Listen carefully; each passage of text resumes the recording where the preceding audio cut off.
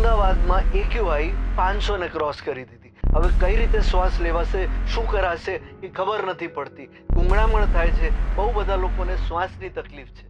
જો આ હેડલાઇન ના સાંભળવી હોય તો આપણે એક્યુઆઈનું આજે કંઈક કરવું પડશે. આજે અમદાવાદની એક્યુઆઈ સિરિયસ નંબર્સ પર પહોંચી રહી છે અને ધીરે ધીરે એક એવી ડિરેક્શનમાં જઈ રહી છે કે આપણને દિલ્હી જેવો માહોલ અમદાવાદમાં જોવા મળશે. આપણે એક્યુઆઈને સમજીએ તો એક્યુઆઈ શું છે? Air quality index. એ એક એવી ઇન્ડેક્સ છે કે જેનાથી એ ખબર પડે છે કે આપણે હવામાં પોલ્યુશન કેટલું છે.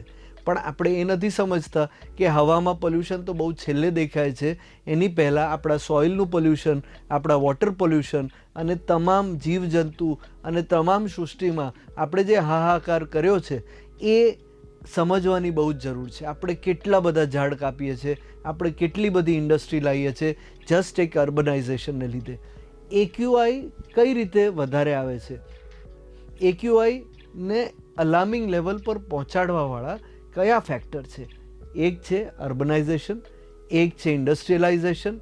એવી જ રીતે જ્યારે આપણે ગ્રોથ માટે દોડીએ છીએ તો તમામ કન્સ્ટ્રક્શન સાઇટ્સથી જે ધૂળ, માટી, સિમેન્ટ ને એ બધાને લીધે જે ઉડે છે એનું પોલ્યુશન, પ્લસ આપણી ગાડીઓનું પોલ્યુશન, આપણા ટુ વ્હીલર્સનું પોલ્યુશન અને તમામ એ વસ્તુઓ કે જ્યારે આપણે ફોસિલ ફ્યુલને યુઝ કરીએ છીએ, જ્યારે આપણે કોલસાનો યુઝ કરીએ કે કોઈ બી વસ્તુનો યુઝ કરીએ તો ધુમાડો તો થાય જ છે અને એ ધુમાડાને કંટ્રોલ કરવાની બહુ જ જરૂર છે.